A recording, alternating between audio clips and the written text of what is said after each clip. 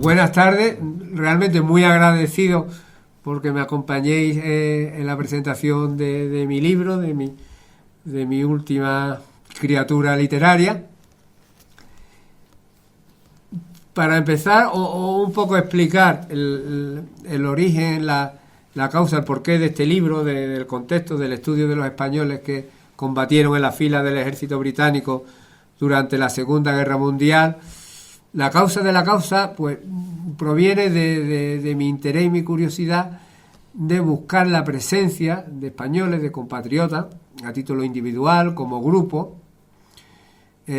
a lo largo de aquellos conflictos en los que España no participó a nivel como nación-estado, a nivel institucional, pero sí nuestros compatriotas, los españoles, dejaron su impronta en aquellas guerras en las que participaron. Ello me llevó, pues, de mis primeras obras, Camerones, que fue mi ópera prima, un referente, con la participación de un español en la compañía de Anjou, en el mítico combate celebrado y conmemorado por la Legión extranjera, como ejemplo del cumplimiento del deber hasta el final. Ahí tuvo su papel un compatriota asturiano. Ese interés, la curiosidad que marcó el enfoque, me llevó también a escribir un libro sobre la participación, una expedición española, hispano-portuguesa, en la Camboya de 1596, también algo muy desconocido, incluso para los aficionados a la historia militar. Una gesta realmente increíble, la que realizaron estos españoles y portugueses y hermanos portugueses cuando estábamos bajo la misma corona, equiparable a la que estaban realizando sus contemporáneos en tierra americana. De ahí a la expedición a la Conchinchina, en la que sí participó España a nivel institucional como Estado, en colaboración con Francia, o sometida a las instrucciones del país galo a mediados del siglo XIX, y la intervención española en Italia en apoyo del Pío IX, también con carácter institucional, y después, pues, toda la riada de españoles que participaron en los conflictos del siglo XX, la mayoría de ellos integrados en la Legión extranjera francesa, tanto en la primera, con las dos guerras mundiales, y en todas las guerras coloniales que llevó a cabo nuestro país vecino. Algunas son historias sorprendentes, asombrosas, que yo entendía que asumí una especie de ese compromiso propio y personal de que debían ser puestas de manifiesto, publicadas como un ejemplo de memoria y de supervivencia, incluso dentro de la propia dignidad personal de los que lucharon por su propia vida y por los demás. Y en este afán de búsqueda, pues, he llegado hasta, bueno, hubo otra presencia de españoles, se me olvidaba, en la Guerra de Secesión Americana, el libro, el último, el penúltimo, Azules y Grises, compatriotas que combatieron en ambos bandos, tanto con la Unión como con la Confederación. Y en ese afán de búsqueda constante que encontré españoles, me llevó a la Segunda Guerra Mundial y al ejército británico. Hacía tiempo, y precisamente en un foro que administraba el hermano de José Alberto, Rafael Rodrigo Fernández, había un topic que hablaba sobre los españoles que participaron en la batalla de Creta, dentro del ejército británico. Yo, que era estudioso, estaba bien documentado sobre el papel de los españoles dentro del ejército francés, la Segunda Guerra Mundial, me llamó mucho la atención de cómo podían haber llegado allí y si era cierto esa intervención. Tras haber escrito el libro de Azules y Grises, y ya dentro del mundo anglosajón, pues me decidí a investigar. Empecé a moverme con paciencia, pero con constancia, y entonces descubrir cómo habían llegado un grupo de españoles reducido, pero no insignificante, a la batalla de Creta vistiendo uniforme británico. Todo empezó con nuestra guerra civil, con el final de nuestra guerra civil, con la enorme diáspora del exilio republicano, en la que muchos de nuestros compatriotas se alistaron tanto en la Legión extranjera como en los regimientos de marcha de voluntarios extranjeros. De los españoles que se alistaron en la Legión extranjera, un grupo muy numeroso de ellos, dentro del 6º Regimiento Extranjero de Infantería, fue destinado al Levante francés. El Levante francés, en Oriente Medio, lo que hoy lo componen 2 naciones, Siria y el Líbano. Junto con estos españoles, también se destacó un batallón de marcha de voluntarios extranjeros, que más de la mitad de su composición, eran unos 700 hombres, pues más de la mitad eran también compatriotas nuestros, españoles, que habían salido de los campos de internamiento del sur de Francia con ocasión de la diáspora del exilio.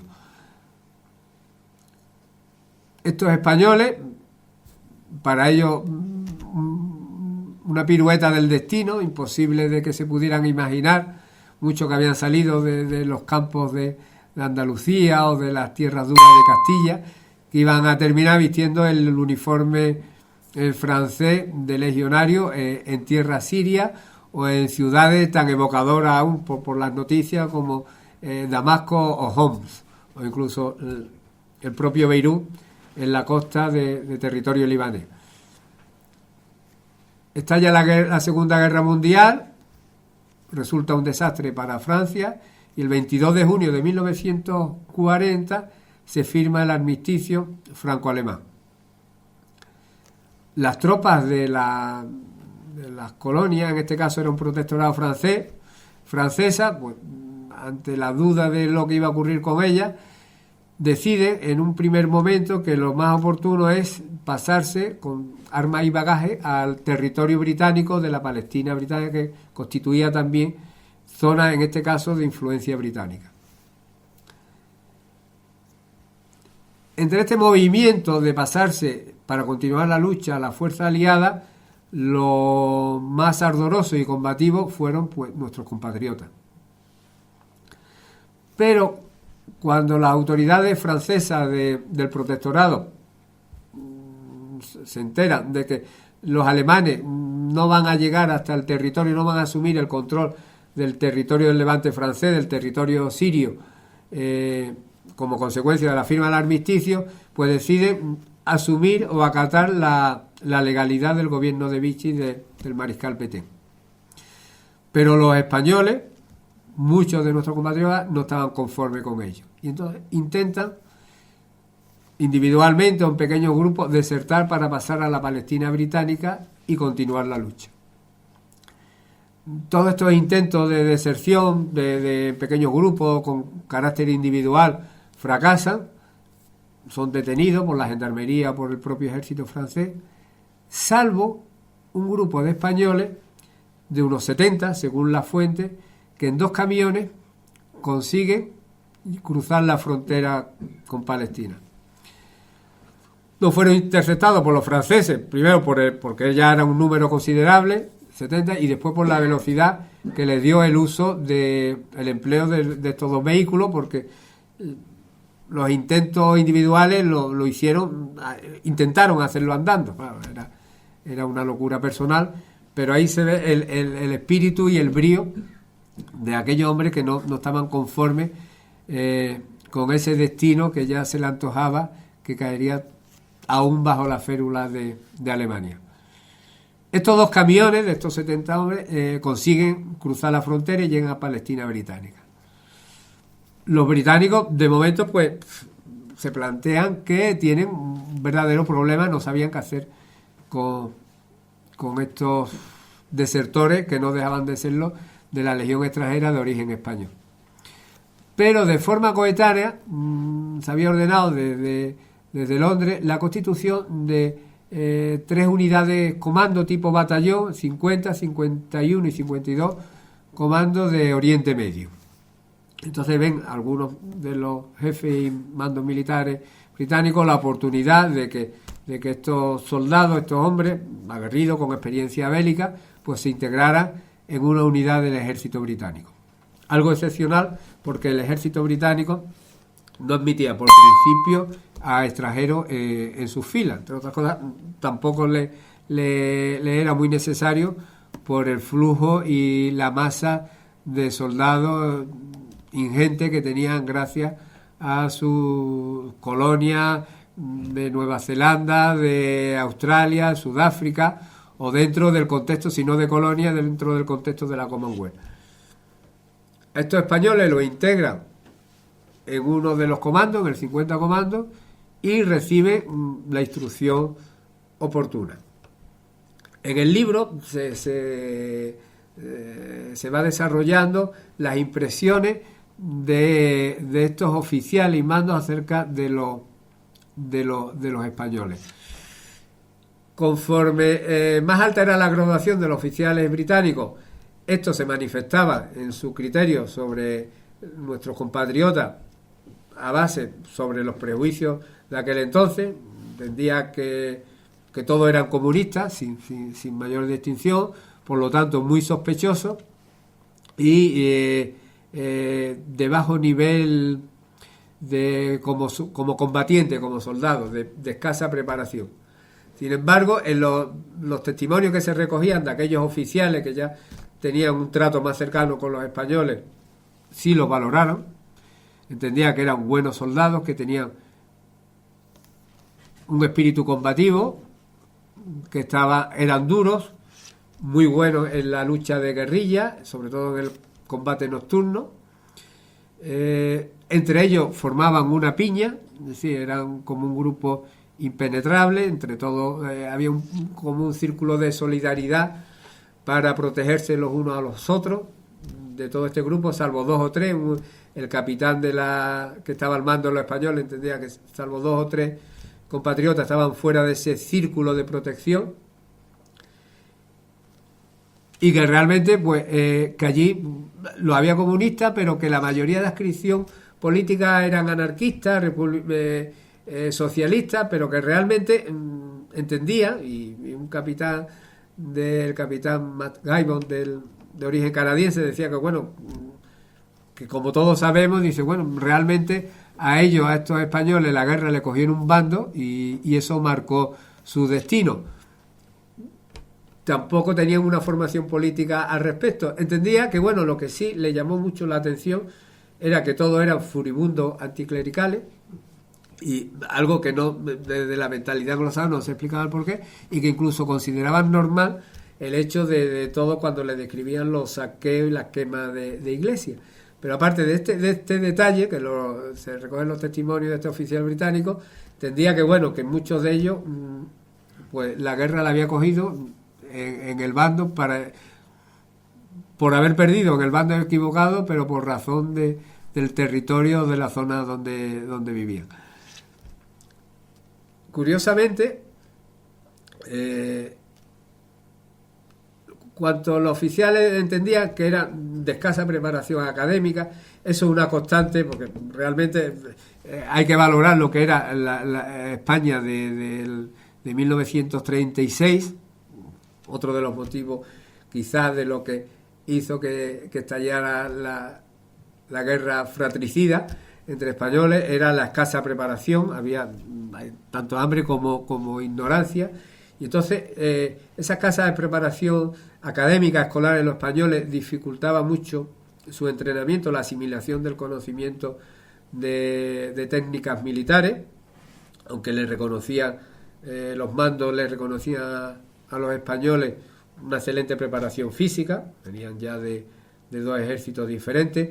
El entrenamiento en la Legión extranjera era muy duro, realmente no era muy avanzado en cuanto a técnica militar, en el desarrollo pero sí físicamente potenciaba la fortaleza física del legionario, del soldado, bajo una disciplina muy férrea, a veces incluso brutal. Eso también provocó, viniendo de donde venían estos españoles, ciertos recelos con los mandos británicos, en el sentido de que habían sido tratados con cierta crueldad incluso por la oficialidad francesa, aparte del desdén que sentían hacia ellos, y eso lo hacía realmente que se mostrara muy, muy susceptible con el trato que le ofrecían los oficiales británicos, que realmente nada tenían que ver con sus homólogos franceses.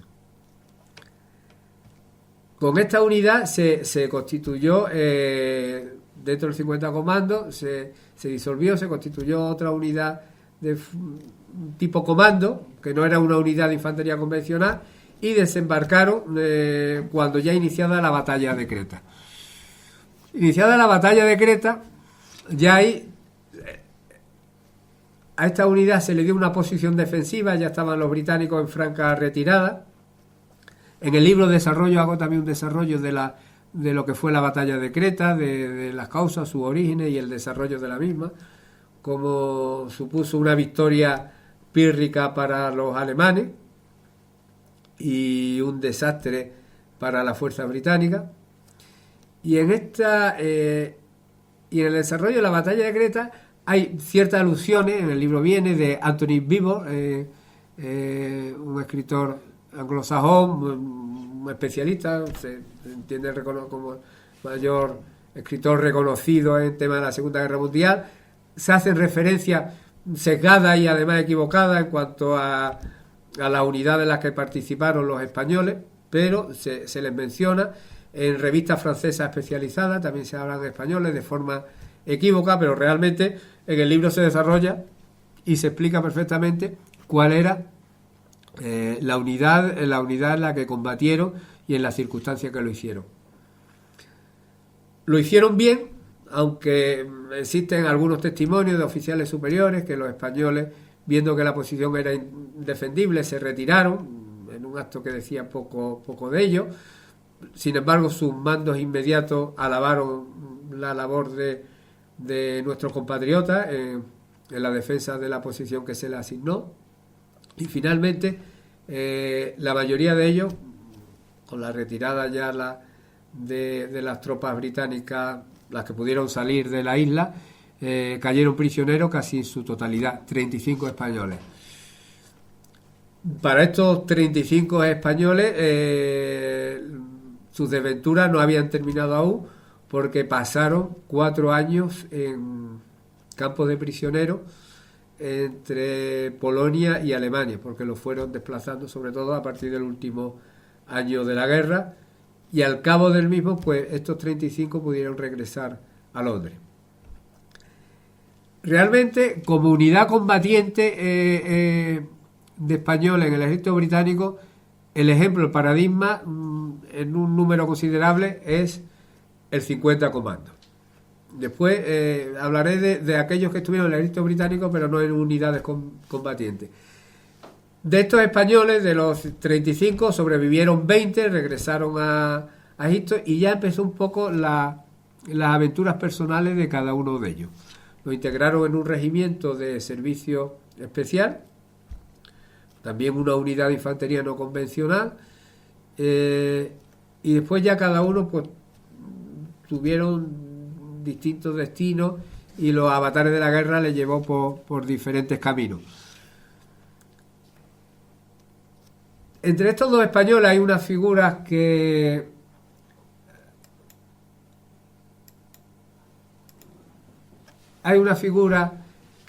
destaca de los protagonistas. Hay dos compatriotas que son paradigmas de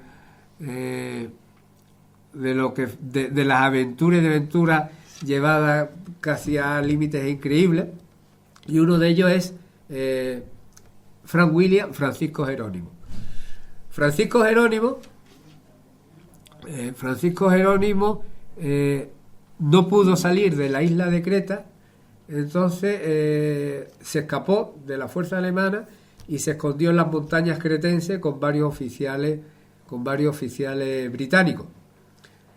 Estuvieron escondidos, huyendo de las tropas alemanas por las montañas cretenses durante 11 meses, prácticamente un año, hasta que pudieron ser evacuados en una embarcación ligera por fuerzas especiales del PSOE del ejército británico. Francisco Jerónimo, su nombre en inglés Frank William, que se lo cambió más adelante, pues ayudó a estos británicos, a los oficiales, a sobrevivir en la montaña dentro de su formación comando y de su experiencia bélica anterior. Se cuenta una anécdota, un poco un paradigma del talante y del carácter de nuestros compatriotas, que cuando ya fueron evacuados y llegaron a Alejandría, el oficial británico pues le ofreció al español en agradecimiento, dice, mira, ya lo que queda de guerra yo te asigno que te venga, me acompañe, le indicaba el oficial, a mi unidad y serás mi asistente personal. A lo que le contestó nuestro malagueño que él no le sacaba el brillo a las botas de nadie, y por ahí dio concluido. Francisco Gerones, hablaré un poco más adelante, o lo cruzaremos con otra biografía.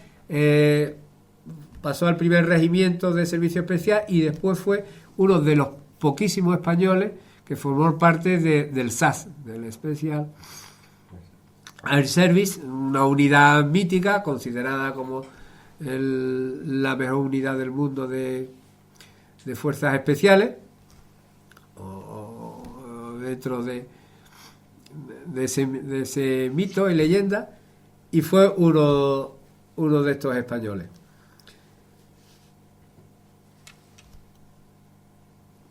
La guerra continúa en ese sentido. En el primer semestre eso fue en el 41, la guerra se pone muy dura para la fuerza aliada. Ese primer semestre todavía de 1942, las fuerzas del eje ítalo-germana están en su pleno apogeo, en su avance de conquista, arrasando Europa y el norte de África. Y abandonando el escenario norteafricano, volviendo otra vez al año 1940, nos encontramos con otro grupo de españoles. Este grupo de españoles pertenecía a la 13 de mi brigada de la Legión extranjera, y en 1940, en una expedición franco-británica, fueron a luchar a Noruega para apoyar a los nacionales de aquel país ante la invasión alemana. Fue mayo de 1940, pero estas tropas tienen que abandonar Noruega ante el avance arrollador de Alemania en Europa, en Francia. Regresan, pero regresan tarde, ya prácticamente Alemania ha ocupado Francia en la firma del armisticio del 22 de junio, y estas tropas francesas se encuentran estacionadas cerca de Londres. Entre ellos los legionarios de esta unidad, en la que el 25% de los mismos era de composición española. Con la firma del armisticio, la unidad pues se le plantea o continuar a acatar la legalidad del gobierno de Vichy, del gobierno colaboracionista con los nazis, o seguir al llamamiento de Gaulle, que había hecho el 18 de junio en una locución famosísima por la radio, por la BBC, por la BBC en Londres. Estos compatriotas nuestros, los españoles, están ya un poco saturados de tantos avatares, no se fían de unos y de otros, y habían hecho la guerra civil, la Legión extranjera, habían combatido, y además con bastante bravura, dada su experiencia, en tierras noruegas, en la famosa batalla de Narvik, dentro del círculo polar ártico. Muchos campesinos de tierras almerienses, ¿quién se lo iba a decir? Que un año antes que se iban a ver en aquellas tierras y bajo otro uniforme, y llegan en Londres y los españoles deciden se amotinan, es decir, no quieren ni volver a Francia, porque entiende que el gobierno colaboracionista de Pétain lo iba a entregar a España, ni seguir a De Gaulle, porque ya realmente tampoco se fiaban. Se amotinan, la fuerza del orden británica los detiene, y estos españoles deciden que ellos lo que quieren seguir es luchando contra Alemania, pero no desde luego en el ejército francés. Y de estos 300 españoles, la mayoría, con 170, se les da la oportunidad o trabajar en las fábricas o alistarse en una unidad de pioneros. La unidad de pioneros era de lo que sería aquí, una unidad no combatiente de apoyo logístico a las unidades combatientes. Entre otras cosas porque el ejército británico, como hemos indicado anterior, no admitía la recluta de soldados extranjeros. Con esta unidad, con estos españoles, inicialmente 170, se constituye la Number One Spanish Company, o la Spanish Company Number One. A los que se van agregando españoles que, bueno, que por diferentes circunstancias llegan a suelo británico y se alistan en la Number One Spanish Company.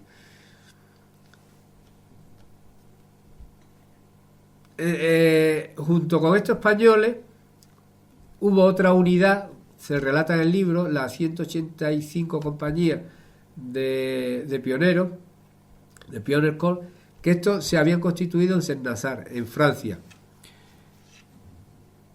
Con la caída de Francia en poder de Alemania, algunos de estos españoles consiguen, con una serie de peripecias, aventuras increíbles que se relatan en el libro, llegar a suelo británico, y unos pocos se alistan también en la Number One Spanish Company. En el libro se hace un relato de lo que fue la retirada de Dunkerque y algunas vivencias y experiencias de españoles que consiguieron cruzar el Canal de la Mancha, cómo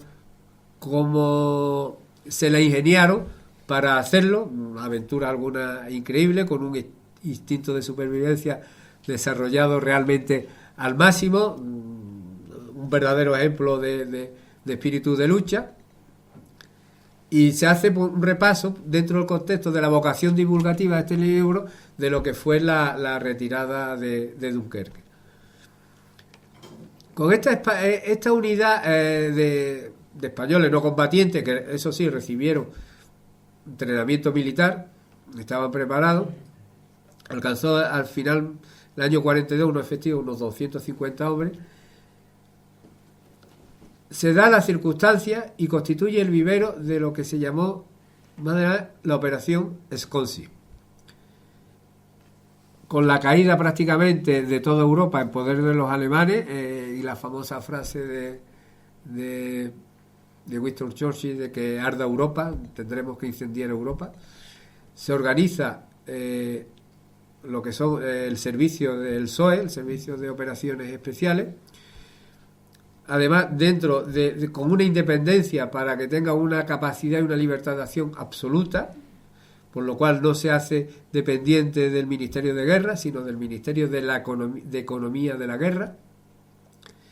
Y dentro de las operaciones que diseña e idea el SOE, existe que hay un peligro latente que Alemania, por las buenas o por las malas, es decir, con el permiso del general Franco o sin él, ocupe todo el territorio español para llegar hasta Gibraltar y cerrar el Mediterráneo. Ante esto, planifican de que deberían en un primer momento preparar partidas de guerrilleros, pequeños grupos de comando, para que de esto sea así, pues se lanzaran en paracaídas o desembarcaran en el territorio español y impidieran o por lo menos retrasaran el avance de las tropas alemanas hacia el sur, hacia Gibraltar. El único vivero que tenían disponible los británicos para esto era esta unidad de la Number One. Y entonces idean la operación Sconsi y van captando a españoles en distintos grupos de 25 o 30 hombres, para darle formación de guerrillero. En el libro, según los testimonios personales de estos compatriotas, van diciendo cómo lo iban haciendo. Este entrenamiento lo iban recibiendo en auténticas mansiones en este caso de Inglaterra, del sur, bueno, también fueron a Escocia, que eran cedidos por la familia aristocrática, por los propietarios, para que sirviera de lugares de entrenamiento para estas unidades dentro de cierto secretismo, con absoluta discreción y que fueran rotando.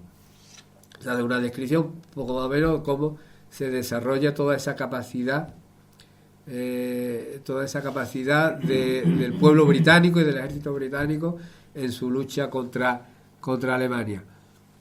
En el libro se va describiendo un poco lo que son las características de los españoles, porque se hacen informes muy detallados por los británicos, de las pequeñas biografías de nuestros compatriotas, de sus virtudes, de sus defectos, de sus carencias.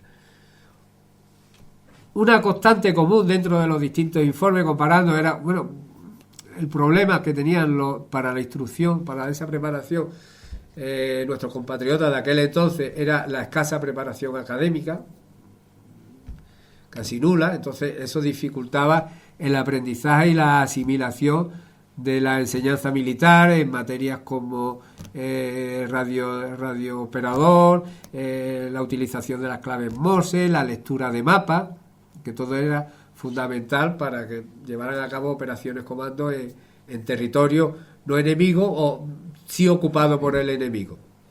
Recibieron formación paracaidista, y dentro del desarrollo de esa operación Esconce hay una anécdota, una paradoja muy, muy curiosa, porque claro, al frente de estos españoles cogieron 19 oficiales británicos que hablaran muy bien español, y para eso constituyeron la operación Relator. Uno de estos oficiales británicos que hablaba perfectamente español era Peter Kemp. Peter Kemp, yo creo que algunos habrán leído, tiene un libro magnífico, Legionario, porque cuando estalló la guerra civil dejó sus estudios en Gran Bretaña y se alistó en un primer momento con el requete y después pasó a la Legión Española con el grado de alférez. Fue herido 2 veces, hizo un papel muy destacable y cuando terminó la guerra civil volvió a Gran Bretaña y con el estallido de la Segunda Guerra Mundial, pues oficial del ejército británico. La paradoja era que al frente contra lo que él había luchado en España, pues se iba a colocar al mando de estos mismos soldados que habían sido sus enemigos en territorio español. Es decir, como las paradojas y las piruetas que provocan situaciones tan extremas como son los conflictos y las guerras.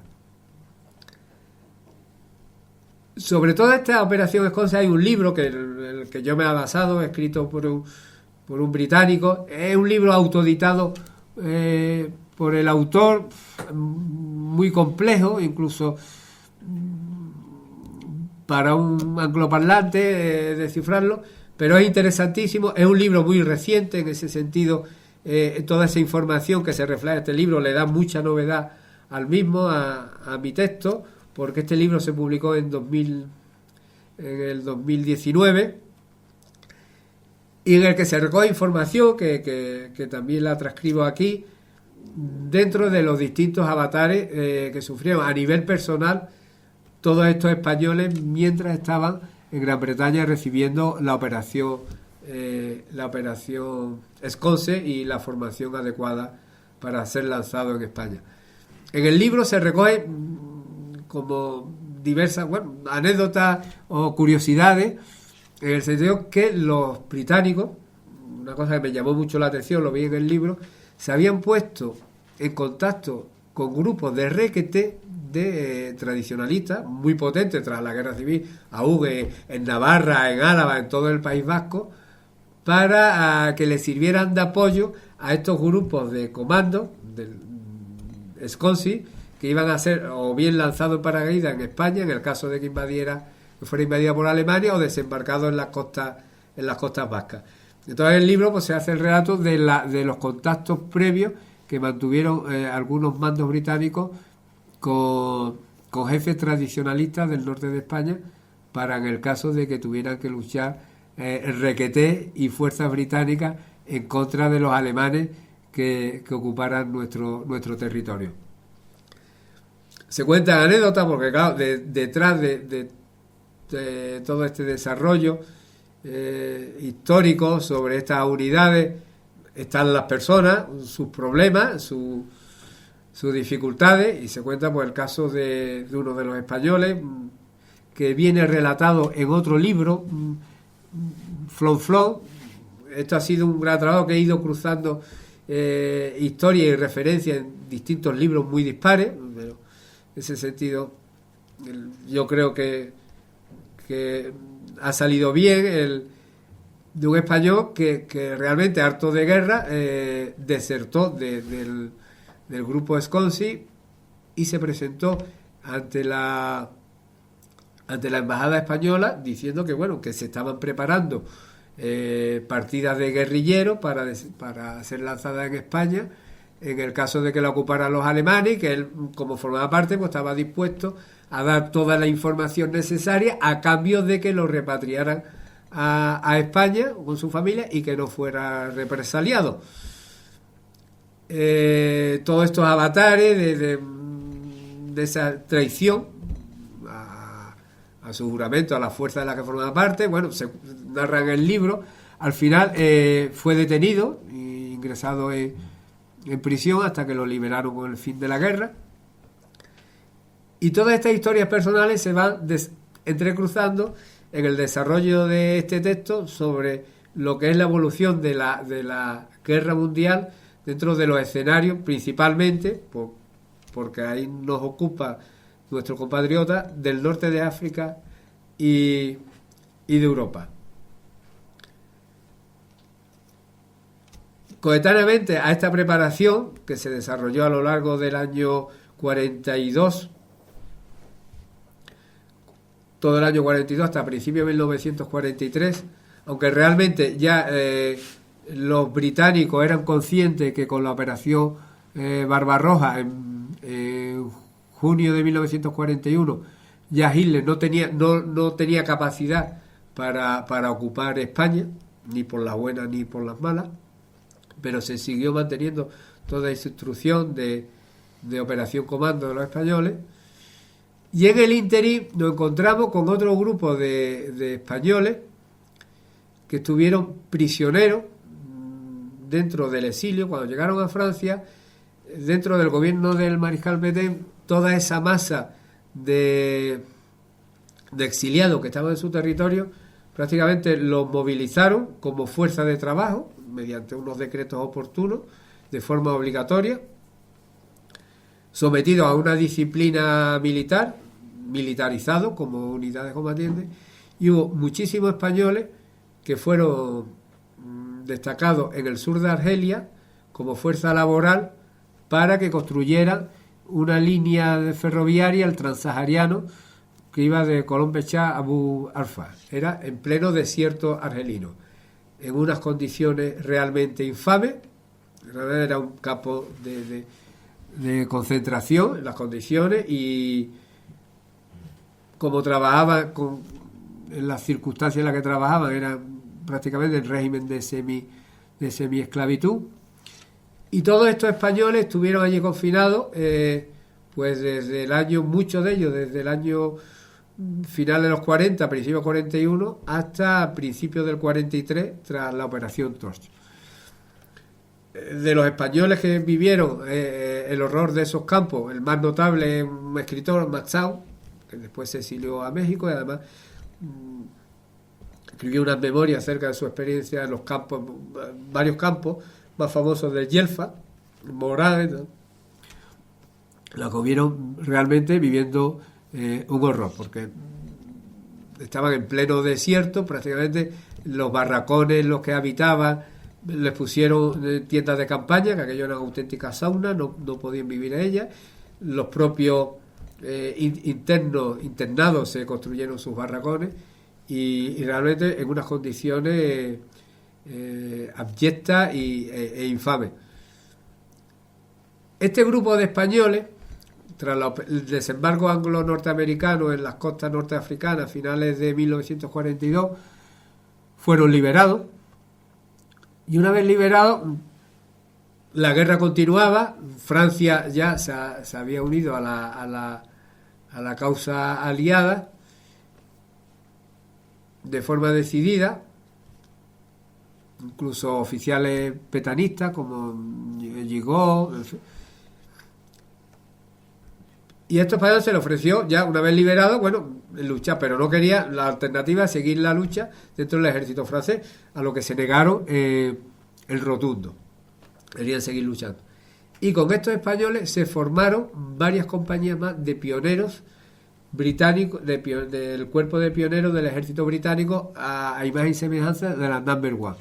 Estas compañías fueron 3 compañías principalmente en las que se integraron españoles, la 361 compañía de pioneros prácticamente integrada por compatriotas nuestros, la 362 mayoritariamente y la 363 con presencia hispana. Estas unidades, como unidades no combatientes, eran de apoyo logístico para las unidades combatientes, integrándose de esta forma en el ejército británico, porque muchos de ellos se negaron en redondo a volver a formar parte del ejército francés. Conforme se constituyeron estas unidades, tenemos los restos del 50 Comando, que se quedaron unos 20 españoles, y a estos 20 españoles se integraron en un regimiento, el primer regimiento especial de servicio, y ya con la expulsión de Alemania del norte de África, con la caída de Túnez, estos españoles, de estos 20 españoles, 8 los integraron en la 361 compañía de pioneros y el resto pues pasaron a formar parte de un regimiento de infantería del regimiento de Real de la Reina, fueron unos 5 o 6, y otros se integraron en el SAS, en la Special Air Service. Dentro de estos españoles que se integraron en el SAS, y por seguir un poco con nuestros compatriotas combatientes, finalmente fueron 8 en el SAS británico, porque el ejército británico constituyó dentro de esta unidad militar como 5 regimientos. Realmente el quinto era una compañía en la que los 2 primeros eran británicos, el tercero y el cuarto composición francesa, y el quinto era una unidad de belgas. La aventura de estos españoles, uno de los más carismáticos era Frank Williams, pero también había un personaje, Justo Valerdi. Justo Valerdi siguió un camino paralelo, una biografía paralela a la de Frank Williams, salvo que no estuvo en la isla de Creta, porque durante la batalla de Creta estuvo hospitalizado en Alejandría. Justo Valerdi también provenía de la Legión extranjera, se había criado, era de Sestao, vasco, pero se había criado con una tía en Barcelona, de profesión telefonista. Se exilió con su tía, se entiende, hay datos que no se puede, al norte de África, a Tánger, y de ahí se presume que cruzó al protectorado francés de Marruecos, y de ahí se alistó en la Legión extranjera, y ya con ese recorrido tan asombroso. Al SAS llegaron españoles ya por otros diversos medios. Está Rafael Ramos,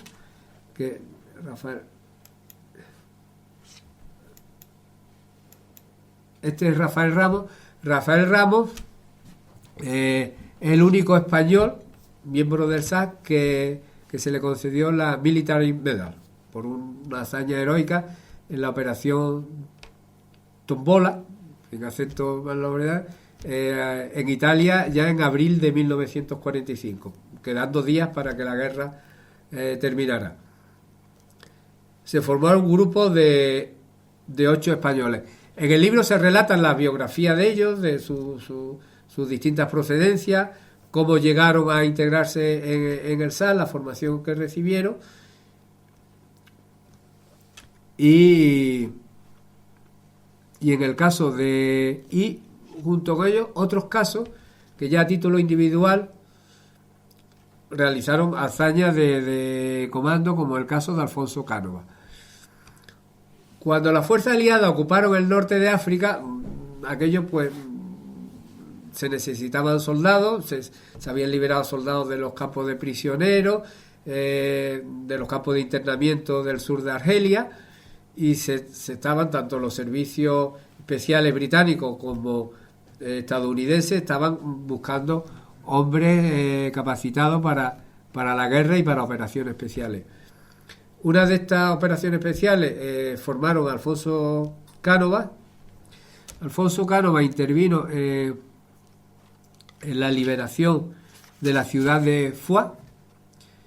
La liberación de la ciudad de Foix, que se llevó a cabo en 1944, fue gracias a la obra de grupos de guerrilleros casi exclusivamente españoles, además, exclusivamente, que ocuparon la ciudad en una lucha realmente feroz y con las tropas alemanas.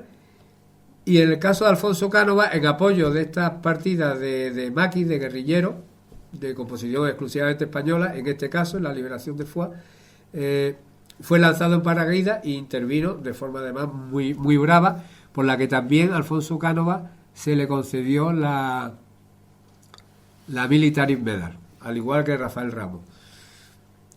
En el libro encontré otra fuente en el que de Serapio Iniesta, cuando en esa época los servicios especiales estadounidenses preparaban a hombres de forma individual con la idea de lanzarlo en paracaídas sobre la Francia ocupada para que sirvieran de asistencia y apoyo a los grupos de los resistentes franceses. Como a título de anécdota se cuenta la historia de un español. Todos provenían, casi todos eran veteranos de la Legión extranjera o recién licenciados desertores, recibían esa formación. Uno de ellos se le daban las pastillas que empezaron en aquel entonces, desconocidas en sus efectos, la anfetamina, para que les sirvieran de estímulo, y los preparaban le daban una instrucción, formación paracaidista, para lanzarlo sobre territorio francés.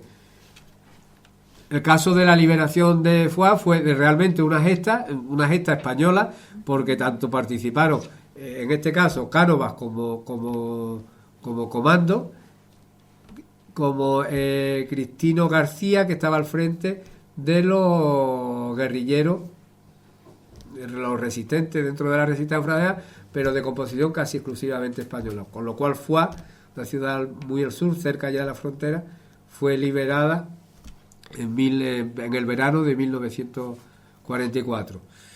El libro va desgranando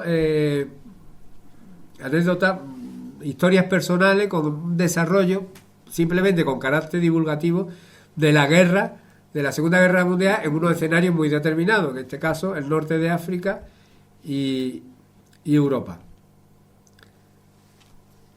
También cito, porque realmente estuvieron integrados, aunque eran tropas francesas, a la 13 de mi brigada de la Legión extranjera. Hizo un periplo asombroso que lo entró con otro libro, porque se integró orgánicamente dentro del 8º ejército británico, al mando de Montgomery.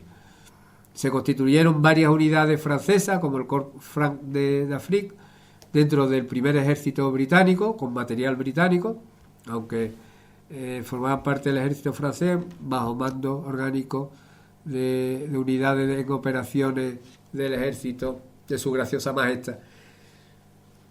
Hay muchas historias entrecruzadas, algunas pues son apasionantes por el ciclo vital tan intenso que vivieron algunos de estos españoles, increíble y para ellos inimaginable. Este es el caso de Justo Valerdi. Justo Valerdi, dentro de los españoles del SAS, fue la única baja en combate. Estos 8 españoles del SAS, del segundo, ellos pertenecían al segundo regimiento, tercer escuadrón, segundo regimiento del SAS, participaron en varias operaciones a lo largo en Francia, y finalmente fueron a Italia para dar un golpe de mano dentro de lo que era la línea gótica, que servía de resistencia, porque lo que sí tenía claro Alemania era que como consiguieran penetrar las fuerzas aliadas, que era la retaguardia de Alemania, pues prácticamente se derrumbarían en poco tiempo. Entonces resistieron ahí con fuerza, realmente con mucho ahínco, con ferocidad, a los embates de los ejércitos aliados. Se formaron dentro de la operación Tómbola para hostigar a la fuerza alemana, una operación incluso para matar a un general alemán dentro de la que daba nombre. Se daban casos curiosísimos. Era un grupo de guerrilleros que estaba compuesto de partisanos italianos, desertores rusos del ejército alemán, más los componentes del SA, que eran los que coordinaban a estos grupos guerrilleros, entre los que se encontraban, en este caso, 3 españoles. Estaban Rafael Ramos, Jerónimo y Justo Valerdi. El libro cuento anécdotas. Dentro de este grupo de guerrilleros había incluso desertores alemanes. Uno de ellos, a pie de página, refiero que uno de estos alemanes que desertó y se pasó a la fuerza aliada, el motivo, el detonante, fue que cuando volvió del frente del este, pues se encontró con que su mujer estaba embarazada.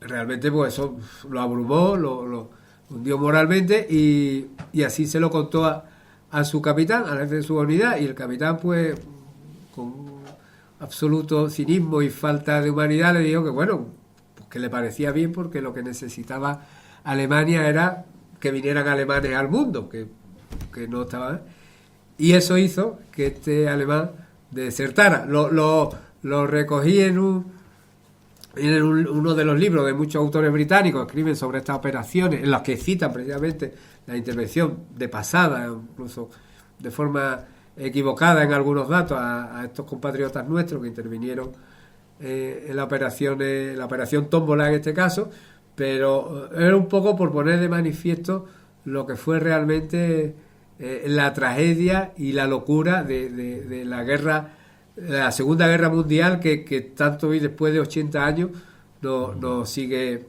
apasionando. Como anécdota, y la que considero interesante, bueno, no es de españoles, pero dentro de los libros sobre autores británicos que desarrollan las operaciones Comando, en el libro se describen 2, de las fuerzas británicas, dentro de las operaciones Comando, en varios libros se destaca el hecho de la traición de un alemán que es hecho prisionero por los británicos. Este alemán dice que bueno, que él había estado encarcelado por haber pertenecido a la Legión extranjera, que volvió a Alemania, los nazis lo encarcelaron por traidor a la patria y lo mandaron al norte de África, lo alistaron porque para estar en la cárcel que esté luchando, lo mandaron, pero que él era antinazi, que bueno, este alemán, bueno, pues se quedó y lo integraron en una unidad SIG. La unidad SIG, en el libro, es de las digresiones que me permito extender. El SIG era el servicio de grupo de información, de servicio de información. Eran judíos nacidos ya en Palestina, dentro del hogar judío, de origen centroeuropeo, muchísimos alemanes, no sé qué, que luchaban con los británicos. Con ellos, que en un origen habían formado parte del 51 Comando, cuando se disolvió, se formó este grupo de operaciones especiales, y estos alemanes, como tales, su misión era, en grupo, infiltrarse tras la línea del Afrika Korps. Eran alemanes y como tales hablaban perfectamente alemán y podían hacer pues esa labor de infiltración tras la línea enemiga. Para ello los preparaban perfectamente, con fotos de novia en Alemania, con las cartas, con los matasellos que provenían de Alemania, los calcetines eran alemanes, los calzoncillos, todo, porque en el caso realmente de que los cogieran prisioneros, los descubrieran, tenían claro que antes de matarlos los alemanes los iban a torturar. Este alemán consiguió hacerse con la voluntad de los británicos, lo alistaron en sus propias fuerzas y lo integraron en un SIG. Y en una operación Comando los traicionó. Dijo que tenía que ver algo, se bajó del camión y cuando se dieron cuenta los los aliados estaban rodeados de alemanes que los asaltaron y los aniquilaron, salvo un oficial francés que logró escaparse. Esta es una historia muy sonada, se cuenta en varios libros, la traición de este alemán. Y a mí la historia me sonaba y decía, digo, yo esta historia del alemán me suena. Y entonces recordé de un libro de un legionario de origen, de un legionario británico, que escribió un libro, sus memorias, sobre su paso por la Legión extranjera durante la Guerra de Argelia. Se había alistado en 1959 hasta 1966. Busqué el libro y ahí encontré a nuestro alemán traidor. Este legionario de origen inglés dice que se hizo muy amigo de un suboficial de la Legión alemán que hablaba muy bien inglés y con él, como podía, el alemán tenía interés en mantener el idioma, pues charlaron y se hicieron amigos. Y este alemán era el traidor, y se lo contó al británico. Empezó a tomar nota y le dijo, no, espera hasta 1966 que prescribe que mis delitos, porque estaba buscado como criminal de guerra, estaba en una lista de criminal de guerra. Y dice, prescribe todo en el año 66, entonces tú puedes escribir, pero de momento conserva los datos, pero no escriba nada. Este legionario inglés se quedó impresionado con la historia de este alemán. Este alemán se entiende que cuando terminó la guerra, antes de la Segunda Guerra Mundial había sido legionario francés, en el 46, con nombre supuesto, volvió a alistarse y con la formación que tenía, pues hizo carrera y llegó hasta ser suboficial. Este inglés se quedó impresionado y se lo contó más adelante a un suboficial también de origen alemán lo que le había pasado con este. Digo, mira, me ha contado esta historia. Y este suboficial dice, sí, yo lo conozco. Dice, porque cuando sucedió eso, yo era un piloto de aviación que estaba en el campo alemán, que pensaban asaltar los aliados, las fuerzas británicas. Dice, y de pronto se declaró la alerta, estábamos en una fiesta de cumpleaños, se suspendió todo, nos quedamos paralizados y a los 20 minutos se encendieron las luces que podíamos seguir con nuestra actividad normal y en eso que apareció un individuo con el uniforme británico, con una kefia a la cabeza, un poco desastrado, y ese era este alemán que lo conocí en ese momento. Y es un libro que había leído y se me quedó retenida esa historia. Bueno, como es una historia sorprendente, digo, bueno, pues se merece, aunque no sean españoles, pero como estaban relacionados con el papel que estaban desempeñando esto en el norte de África, digo, pues se merece esta digresión, incluir la historia del legionario Bruckner. Bruckmann tenía varios nombres. Hablando de la intervención de otro caso curiosísimo, y he empezado por el PSOE. Si algo se destacó entre sus defectos y realmente las virtudes dentro de militares del ejército británico, en lo que sí destacaron era por la audacia, a veces realmente temeraria, en las operaciones comando, en el desarrollo del concepto de fuerzas especiales que hicieron los británicos. Los británicos, el primer golpe en ese sentido, como fuerza especial, que dieron, y fue un éxito, lo hicieron precisamente en nuestro territorio, Guinea Ecuatorial. Con el estallido de la Segunda Guerra Mundial, en la bahía de Fernando Po, bueno, la isla de Santa Isabel, en la ciudad de Fernando Po, se refugian 3 embarcaciones del Eje, un buque mercante italiano y 2 grandes barcazas de origen alemán. Se refugian, atracan allí y no se pueden mover para no era España país neutral, y aquí mientras dure la guerra aquí estamos fondeados. Hay una operación Y es la primera operación en que los ingleses dicen, vamos a dar un golpe y vamos a secuestrar en un acto de piratería a estas 3 embarcaciones. Guinea, era un golpe de efecto magnífico, pero vamos a hacerlo. La operación, este es un libro magnífico que está escrito un amigo mío, Jesús Copeiro, ingeniero agrónomo, pero aficionado, es un especialista en la historia del hombre que nunca existió, de Martin Williams, y escribió un libro sobre esta operación, un libro extraordinario. La operación se ejecuta bien en el sentido que estos oficiales normalmente pernoctaban en su embarcación, los oficiales del eje. Entonces, hay que sacarlo la noche del golpe de los buques.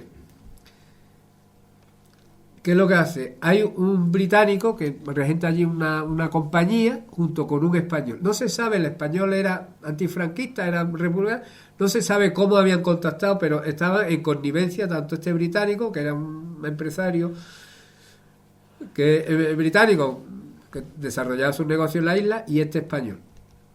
Entre ambos acuerdan que tienen que ir invitando a los alemanes, italianos, a la tripulación, sobre todo a los oficiales, en el casino militar, pero durante varias noches, durante un periodo, para que eso se haga como una costumbre, un hábito, de que normalmente tienen hasta que llegue la noche de auto. Así lo hace, y llega la noche del día D, que llegan los oficiales del buque italiano y los alemanes, y los invitan a cenar. Los colocan en el casino español, lo colocan de espalda a la bahía, con muchísimas luces, y mientras están cenando llegan 2 embarcaciones británicas que dan el asalto. En las embarcaciones británicas van 3 españoles, que ahora se cuenta la historia también, que formaron parte del grupo Escocia. Los británicos dan el asalto y consiguen llevarse las tres embarcaciones. Durante la cena el español dice que tiene que hacer unas gestiones, se levanta y se larga, o sea, cruza al continente en un cayuco de esto. Al británico lo detiene, pero los británicos consiguieron llevarse las 3 embarcaciones. Hicieron un asalto allí en el más puro estilo de piratas y lo lograron. Hay una historia muy cruel con los tripulantes de estas embarcaciones, realmente cruel, porque claro, con todo el cinismo, los buques desaparecen, se les ve, llegan, no sé cómo, escoltados por buques británicos al lago, en la colonia de Nigeria, la colonia británica de Nigeria, perdón, y que los británicos dicen que se lo habían encontrado en alta mar y que los escoltan. Pero claro, era mentira hasta en lo evidente, o sea, el Foreign Office negó por activa o manera que hubiesen intervenido en el secuestro, que ellos se lo encontraron en alta mar, a la deriva, una embarcación estaba de esto, y que no habían intervenido nada ante las autoridades españolas.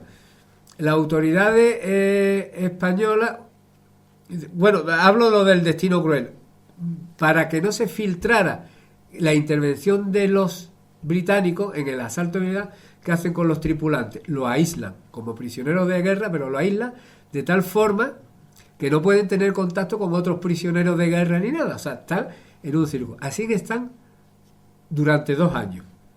Ya algunos perdiendo, o sea, realmente la conciencia, con locura. Y las autoridades coloniales británicas hablan con el War Office, con el Ministerio de Guerra, que algo hay que hacer, que los manden a la India, que los manden, que los quiten, pero que se van a volver, y que no. Y ya finalmente, en el año 44, justo un poco antes de la guerra, se los lleva a los italianos a Sudáfrica.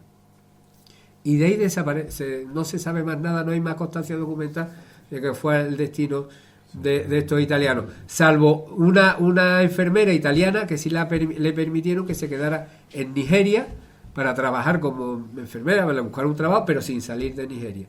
Y a un ecuatoguineano, que era español, porque era de esto, que también se le liberó al cabo de eso, pero para que permaneciera trabajando en la colonia británica.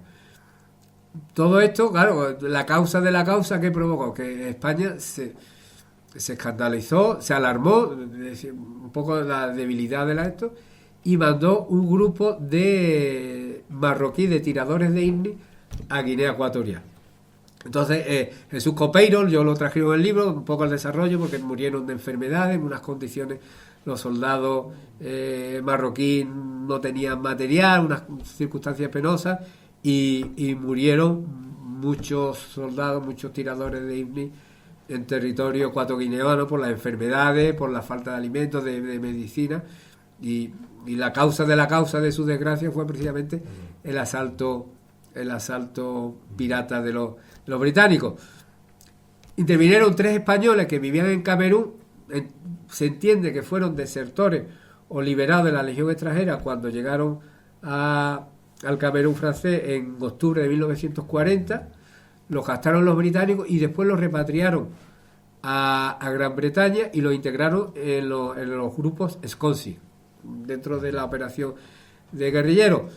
Y al poco tiempo estaban, deteriorados físicamente, aunque eran muy voluntariosos, casi analfabetos, dentro de los informes que se decían por los británicos sobre ellos, muy voluntariosos, con muchas ganas de aprender, y al poco, pero le daban una zona de exclusión, es decir, te liberamos de tus obligaciones militares, pero no puedes ir a Londres, o no puedes, sí, precisamente por mantener el secreto de la operación Postmaster. Los españoles de las unidades no combatientes pioneros pasaron a Europa, siguiendo tras el desembarco en Normandía. Un poco la batalla le cogió a la Number One, le cogió la batalla de las Ardenas. Algunos cuentan en sus relatos personales como entienden que se cruzaron con alemanes vestidos uniformados de estadounidense, la operación Grave, creo recordar, esto que organizó Otto Skorzeny para un poco para desorientar al ejército estadounidense, para provocar un poco el caos en sus filas, con indicaciones contradictorias, en fin, cambiaban las señales de tráfico, y van siguiendo el rastro, y estas unidades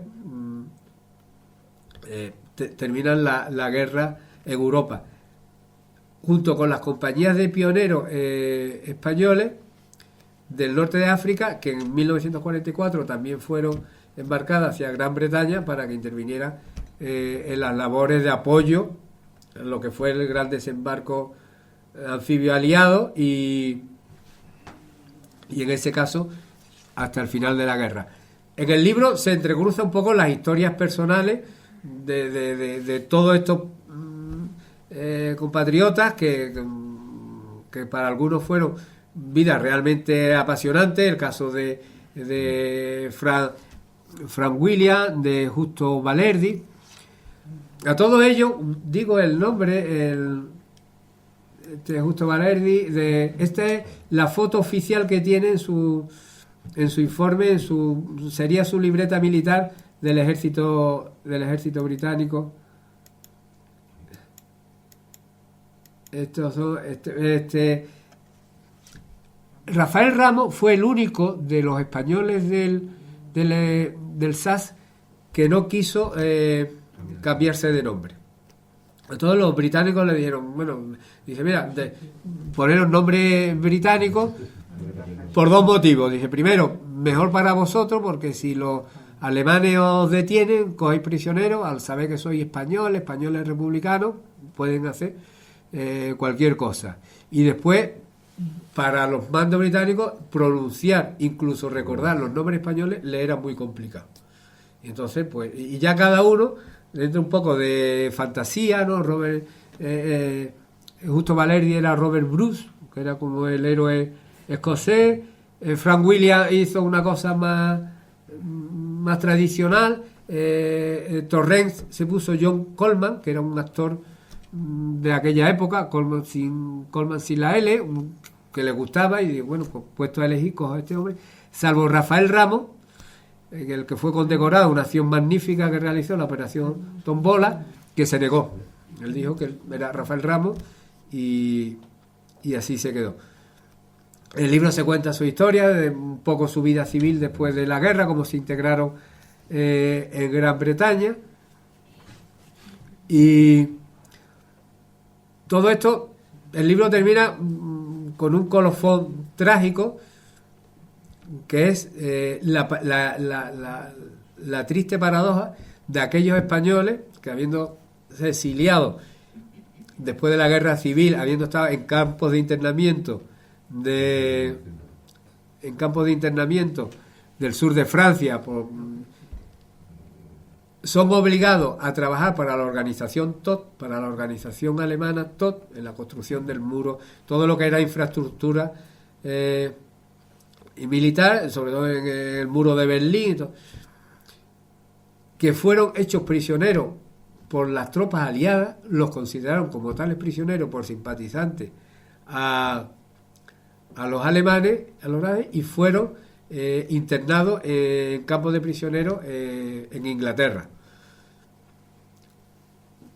Claro, las fuerzas aliadas no distinguieron en la organización todo. En un principio, la fuerza laboral era contratada por aquellos voluntarios que deseaban hacerlo, pero llegó un momento con tales necesidades que prácticamente fueron una recluta forzosa, o sea, en un régimen de semiesclavitud. O sea, prácticamente en muchos casos negociaron con el gobierno, los alemanes, con el gobierno colaboracionista de Vichy, de hacer como una leva forzosa, sobre todo de los extranjeros, en este caso de los exiliados de Europa, había muchísimos españoles, para que trabajaran en un régimen de semiesclavitud como los otros compatriotas que lo hicieron en el sur de Argelia. Claro, ellos eran víctimas de su destino, de su sino. Claro, cuando se vieron esa injusticia de que los aliados, los británicos, los consideraban prisioneros de guerra por ser colaboradores con la Alemania de Hitler, pues eso era realmente de una paradoja insufrible para muchos de ellos. Se fueron en un campo en Gran Bretaña. Todo eso hizo que se suicidara, no soportó esa tremenda pirueta de su vida que lo llevaba a ser considerado como un nazi, y todo provocó un movimiento de reacción entre las fuerzas vivas, entre distintos movimientos en Gran Bretaña de solidaridad con estos españoles para que los liberaran. El gobierno británico se resistió, le dieron un régimen paulatinamente de semilibertad, de que hicieran, en fin, desarrollaran un trabajo en unas condiciones casi normales, concentrados dentro del perímetro del campo en el que estaban asignados, y bueno, realmente pues es de una tragedia tremenda de estos españoles. Aunque hay uno de ellos al que le dedica el profesor británico que escribe todo lo que es una tesina y se recoge en el libro sobre las circunstancias de estos españoles, que bueno, terminó triunfando dentro de su ámbito de la vida civil, su entorno local de la vida civil británica, como restaurador con un negocio de restaurante, llamándose a sí mismo el Papillón Español, porque había sobrevivido a 5 campos de internamiento diferentes. Entonces, bueno, realmente lo superó, se sentía orgulloso, montó un restaurante y que le iba muy bien, y precisamente a ese ejemplo de supervivencia y de lucha fue el que le dedicó esa tesina desconocida. A mí realmente, gracias a Sean Scully, que me orientó sobre este trabajo, era algo de decir la realidad de esos españoles que fueron españoles del exilio, prisioneros en un campo británico. Muchos de ellos, ya con el fin de la guerra, el último capítulo, todos los españoles que estuvieron prisioneros, tanto los del 50 Comando, que pasaron 4 años, pudieron regresar finalmente a Gran Bretaña, fueron acogidos por familias británicas, porque claro, necesitaban un proceso realmente de readaptación a la vida civil, porque tenían acumulados los 3 años de guerra civil, 3 años de guerra civil, año y medio de legión extranjera en el Levante francés, más toda la campaña de Libia Egipto, Creta, y 4 años, añadiendo 4 años en campos de prisioneros entre Polonia y Alemania, que después la retirada la hicieron andando conforme iban avanzando las tropas soviéticas, unas condiciones realmente también penosísimas, y los tuvieron que redactar. Muchos de ellos pues emigraron a Hispanoamérica y otros se integraron.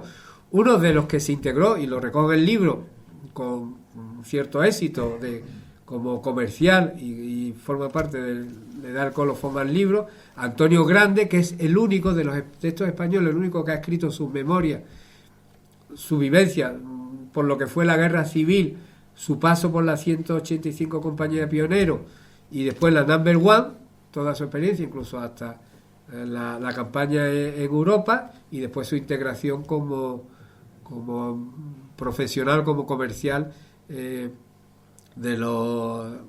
una empresa en Gran Bretaña, y su desarrollo como ciudadano británico en Estados Unidos. Y es un poco el colofón, el final feliz con el que termino el libro, de algo que, en fin, que hay de todo. Muchas aventuras realmente apasionantes, algunas increíbles, inconcebibles, y también mucho dolor y muchas tragedias y muchísimo dolor. Y bueno, con Antonio Grande, que es como un grito de esperanza a lo que fue la enormidad de la Segunda Guerra Mundial, que todavía nos sigue apasionando porque resulta realmente inconcebible. Es el mundo de guerra con más de 50 millones de hombres de uniforme, con tantísimos millones de muertos, con todo un pueblo exterminado como el judío, y en qué condiciones. Pues fue con Antonio Grande, pues le doy el colofón, el fin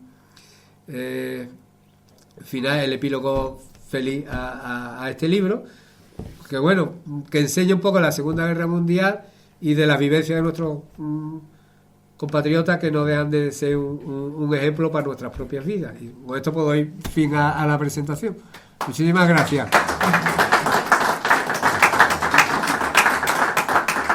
Bueno, ya dentro de eso ya preguntamos.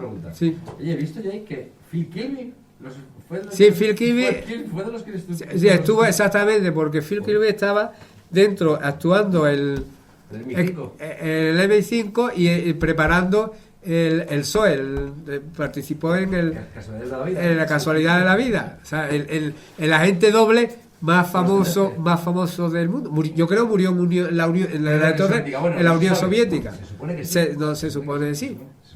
Pero, vamos, en la guerra pues se dan tremendas paradojas como esta, que estaba implicado Kim Philby, y el caso de Peter Kemp. Peter Kemp, cuando en el libro se relata del libro de O'Connor, que él, cuando le hablaron de participar en las operaciones del Sconsy en territorio español, le decía que no quería ir al sur, no sé si por lo que conocía de lo tórrido del calor, esto, que bueno, que a él lo destinaran, vamos, dentro con su grupo comando al norte de España, pero que por favor que le evitaran que lo destinaran al sur de nuestro territorio.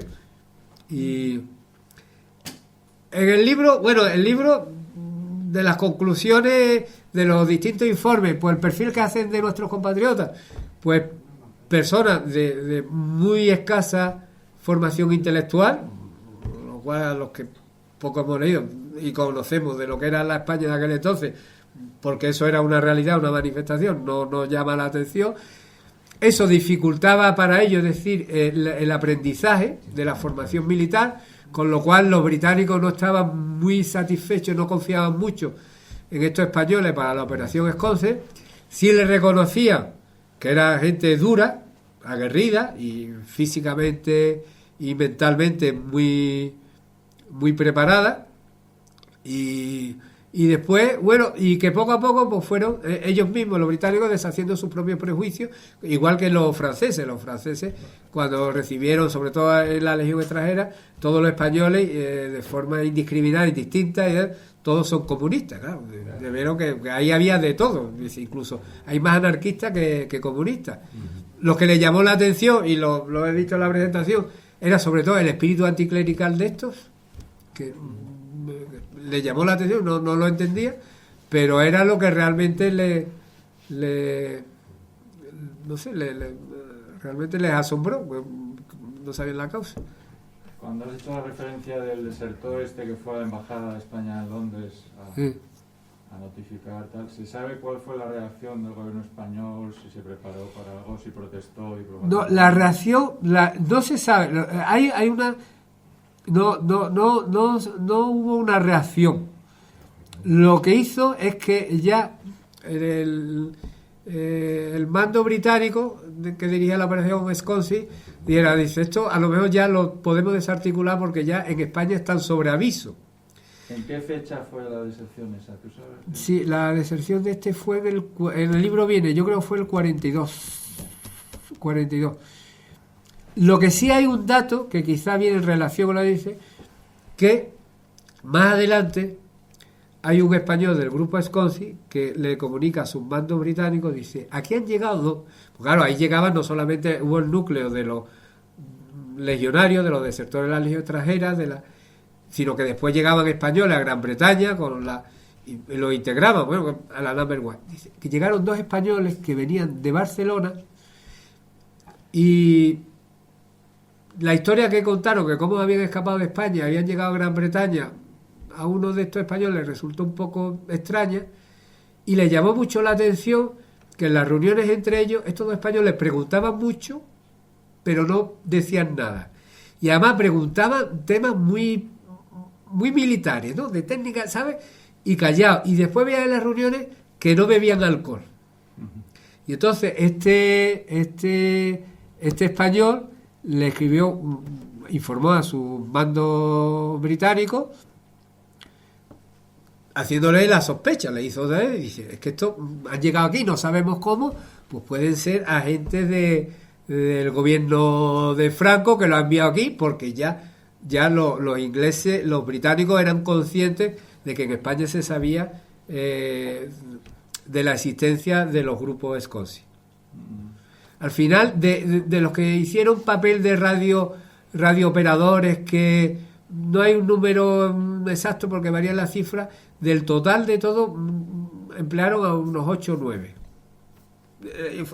Formación recibieron 140. En la que, por distintos grupos, en la que normalmente confluían varios grupos que sumaban unos 80-90. Y en total, la formación de 40. Entonces, una reacción, el gobierno español no dijo nada, pero una reacción es intentar haber venido infiltrar a gente en esta formación, y uno de ellos lo percibió así. Además lo describía. En el libro de O'Connor se describe muy bien lo que eran las sospechas muy bien fundamentadas del español.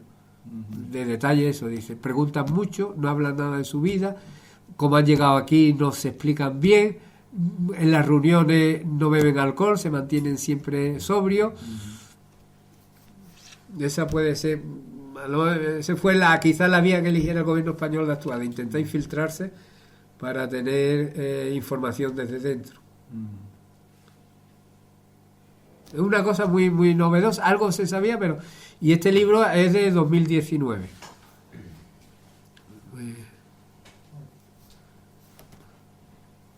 Pues sí. ¿Qué más preguntas? Nos ha dejado callados a todos. Bueno, oye, pues muchísimas gracias a todos. Y ya sabéis, porque quieran tenéis el libro al fondo y... Muchísimas gracias. Muchísimas gracias.